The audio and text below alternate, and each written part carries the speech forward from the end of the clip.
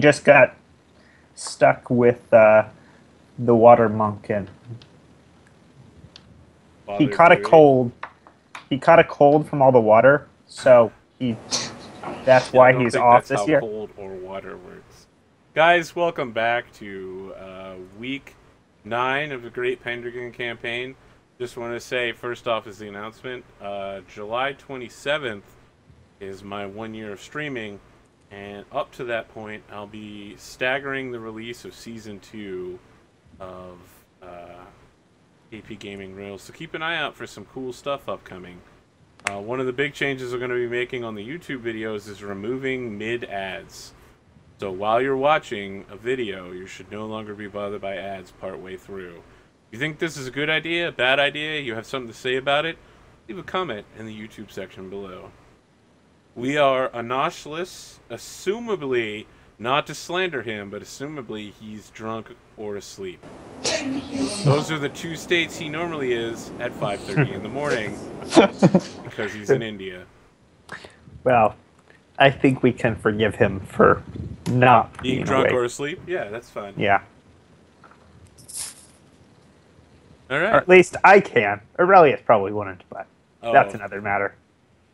he's such an Shame. All right. Kai, how are you doing this week? I'm doing pretty well. Nothing really happening here. That's terrible. Let's talk about...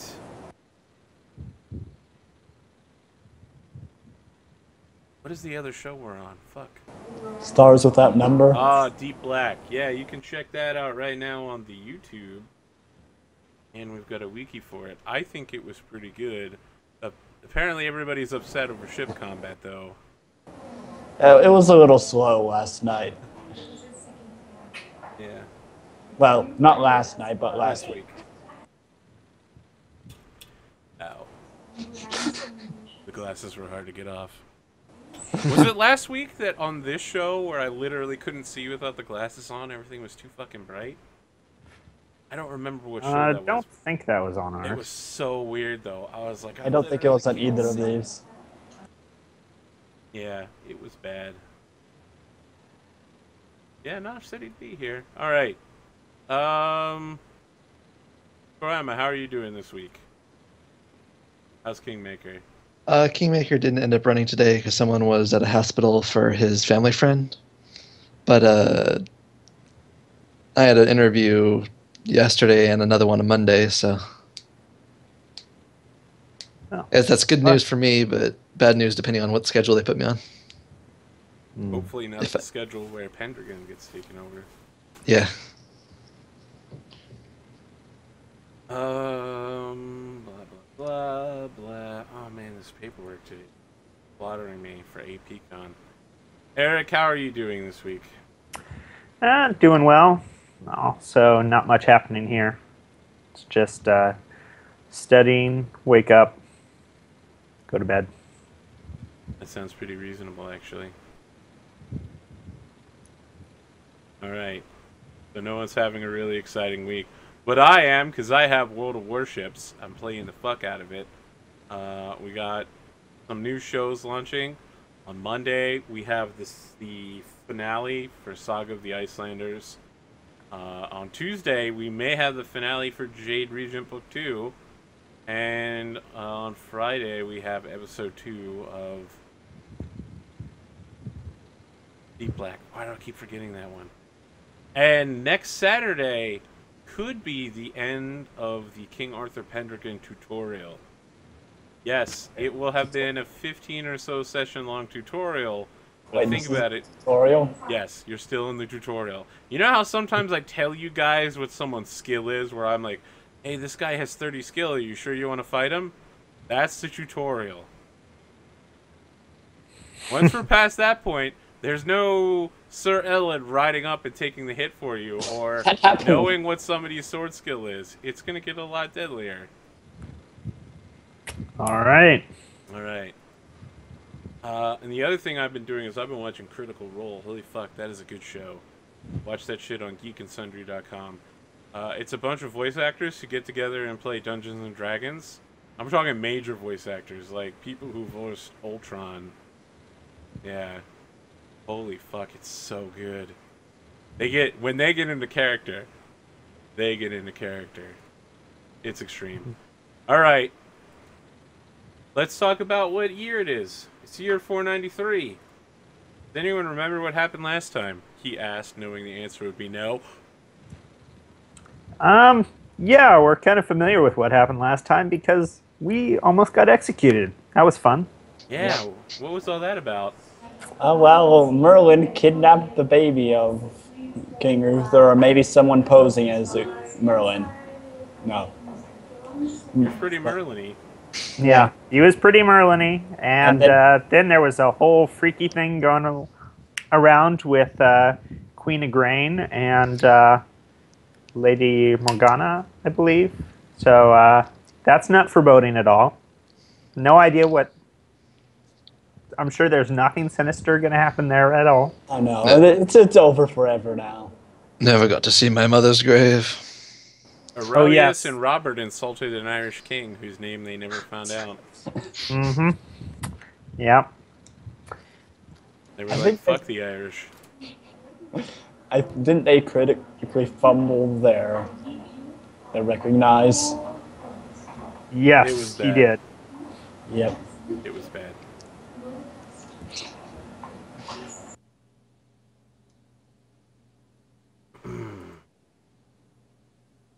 All right. Just 1 second. Pulling up some names here.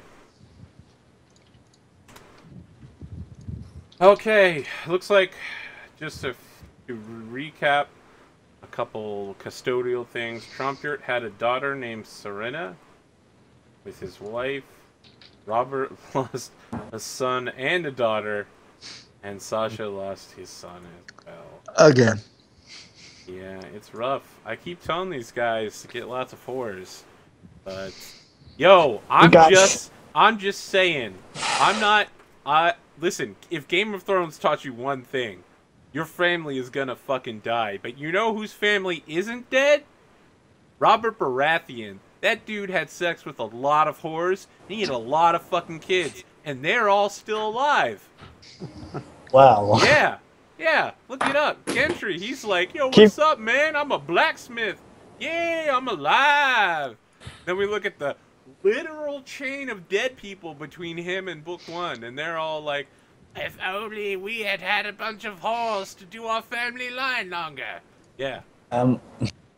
Saying. Maybe keep your life lessons a little more sensible. Okay, well, you guys can prolong your family lines how you want. We're going to start here in year 493. Court is held in Silchester. I have to ask, are any of you even going to court this year? Because your host is, of course, the dreaded Black Knight. Yes, Sir because Blades. because I feel we owe him because he stood up for us. That's true, he did. Yeah, say I guess. that. Sure, Yeah, okay, whatever. It's not a hospital thing. I don't even think I've really met this guy. No, but he was a direct opponent of your brother, right? They never really met more than once. Well, he didn't kill your father, but he killed your father figure.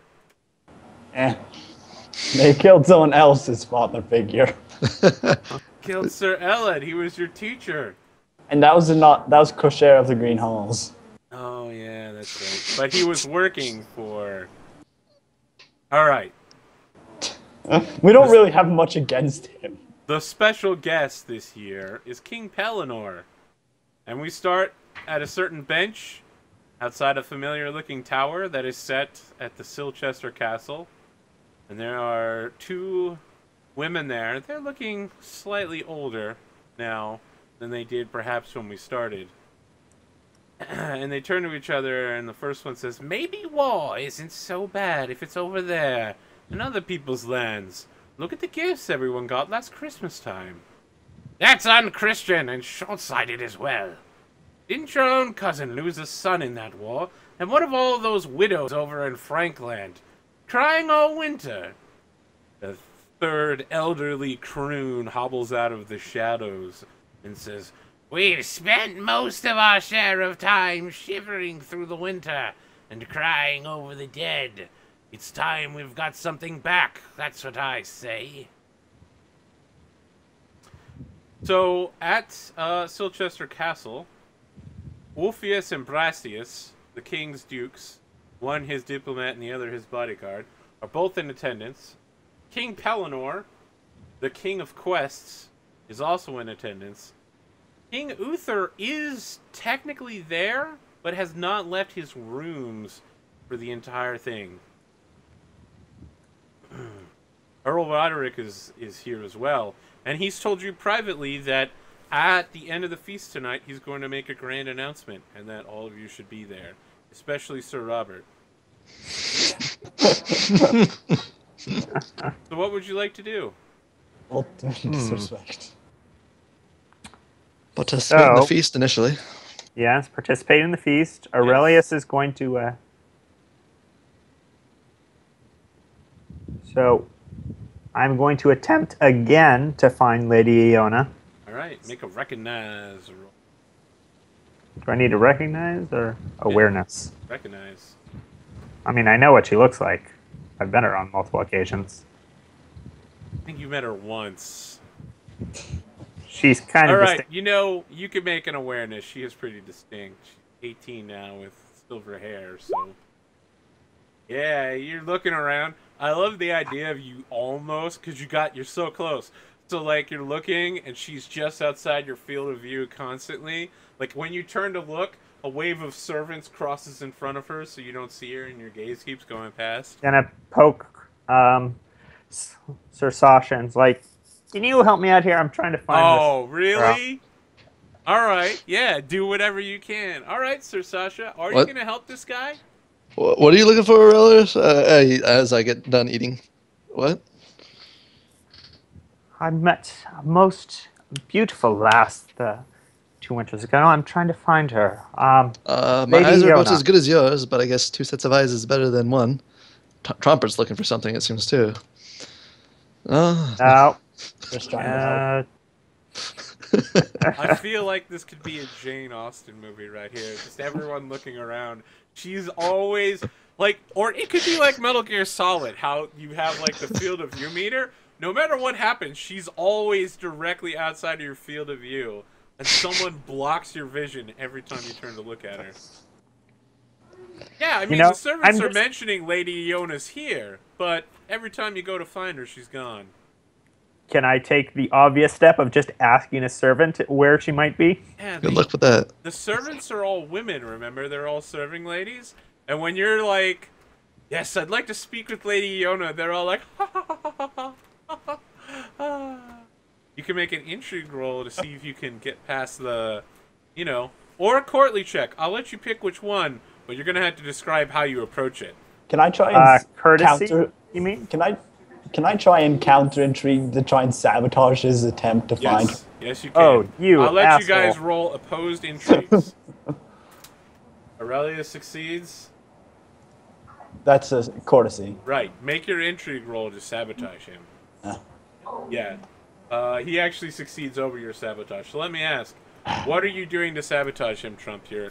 And then what do you do to succeed past that, Aurelius? I'm probably going to, like, spread a rumor to, like, the servant ladies that, like, has malicious intents towards the Lady Iona.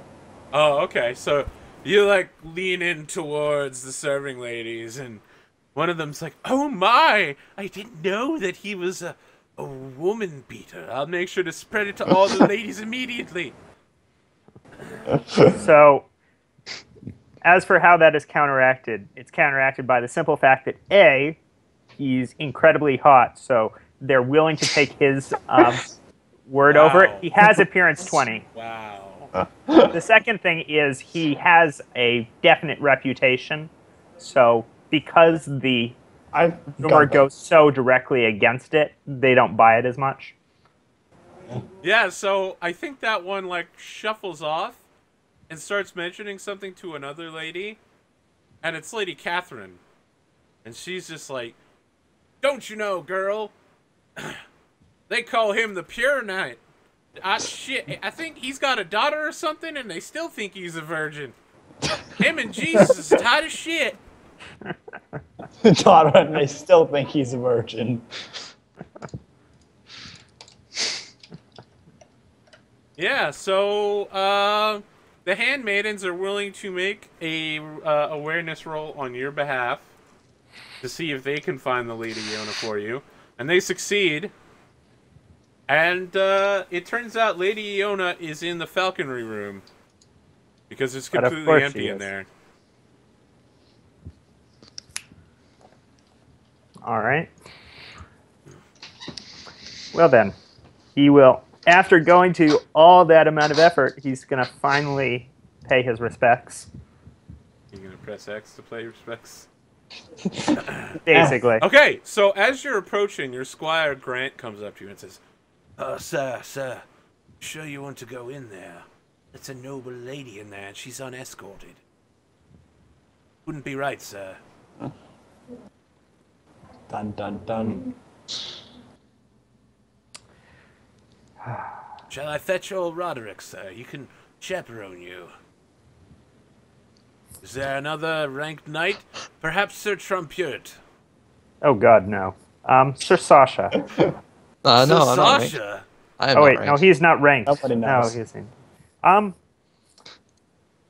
I suppose it would have to be Earl Roderick. Very well, sir. And he's like, yep, of course, of course. Wait, how close to the end of the night is this? Not close at all. It's the beginning of the night. Like, the food has come out, the dancing hasn't even started yet. Yeah, so Aurelius is not going by the book. Yeah. Why don't you make a courtly roll on behalf of your squire? How old is he? I think he is 16. All right. Yeah. His skill is 16 in courtly. Make that roll. See if he can summon Earl Roderick for you. All right. I'll just do. You're casting the most ancient spell. Summon bigger fish. Yeah. So after about 15 or 20 minutes, a very jovial, super sauced Earl Roderick shows up with a goblin in hand. He's got his wife around his arm, Countess Ellen. While she is, you know, getting on in years, she's approaching her 40s. But she's looking very jovial as well. And little Robert is running around. Little toddler Robert. Well, I will make my greetings. Greetings, Earl Roderick. He puts a hand on your shoulder to steady himself. His wife is laughing as, like, the two of you have to hold him. And he's like, Sir Aurelius, it's I, Earl Roderick, your liege lord. What do you want? I'll turn a little bit more towards the lady, and I am sorry to disturb you from. Oh, sorry. What was that? Sorry to disturb you from your cups, but I wish to speak with the lady, and I know you were. Well, I didn't want to breach protocol and courtesy. Of course, I understand you're trying to hit that. His wife slaps him on the face and is like, Roderick, you please act serious here. The young man is clearly smitten. And Roderick's like, Ellen, you know young man can't be in love. But very well, we'll watch over this and make sure nothing untoward happens. And I think, like, while that's happening, he's been so loud that, like, the Lady Iona's definitely heard him. And is, like, sitting with a gyrfalcon on her arm, just, like, there's a chair next to her, and, like, a bench on the far side of the room. So she's, like, positioned the whole room perfectly so that you can have this encounter. And so Earl Roderick and his wife sit on the bench. Little baby Robert is crawling around there. Occasionally, Lady Jenna will come in and bring a new cup for her father. And Lady Iona is like, Sir Aurelius, I see you're here again. Yes. It has been too long since I have beheld your beauteous face. When I saw you last, I She was... just rolls her eyes. All right. What should I... I mean, God, I hate having to RP these things.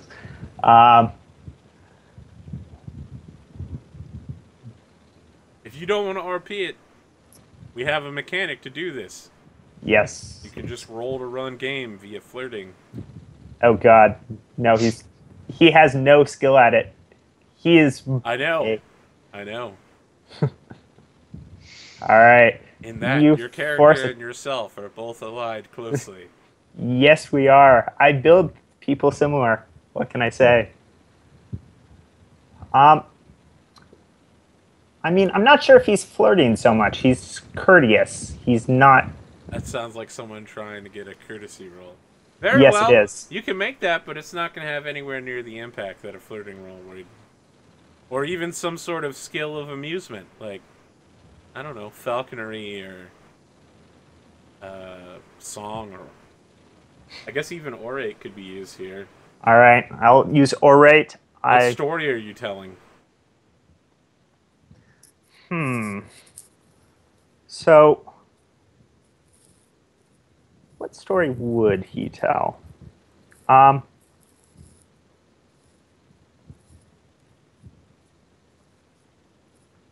He's probably, given all the stories he knows are religious, he's going to probably try and find the most romantically inclined religious story he can. I don't know, Samson and Delilah, right? The guy whose hair gets cut off and he's no longer super strong. Yeah, something along those lines. It's definitely not going to be Sodom and Gomorrah. No. There's assault and shit. Yeah, I mean, you tell some religious stories that are pretty, you know, I don't know what a good saucy. You tell some saucy Bible tales. Saucy. Basically. She listens. She's like, you have a very impressive speaking voice, Sir Aurelius. Although I find the material rather dry. Well, it is a shame. What areas do you find of interest? She looks at her falcon on her arm and says, falconry, boating, French, anything to do with France, even though they did kill my dear papa. A shame. They have good wine and cheese there. Superior in every aspect to Britain. Yeah. So she All right. tosses back her long silvery hair and is like, well, it was very nice meeting you again. Would you do me the honor of a dance at some time during this feast? She... Make a flirting roll. It's gonna have to happen, man. Oh, God. One way or another. Dun, dun, dun. You're like a shark trying to move in. So she's like... Nope. I suppose I could accept a dance. I guess. And Earl Roderick just like breaks out laughing and spills his wine glass all over his wife's dress. And Lady Ellen starts shrieking. The whole scene is like really awkward. Alright. Well, I didn't even need to ruin that date. No. Aurelius is perfectly capable of doing it himself. Yeah, so Earl Roderick like claps you on the back as you're walking past Aurelius. And he's like, oh, good run there, good run. I think she shot you down, but you charged forward like a knight on a charger with a spear and charge. Yeah. You should totally dance with her. You know I'm in charge of her fate, right? I get to choose who she gets married to. I So would... all you need to do is buddy up to Roderick, and you don't even need to know her,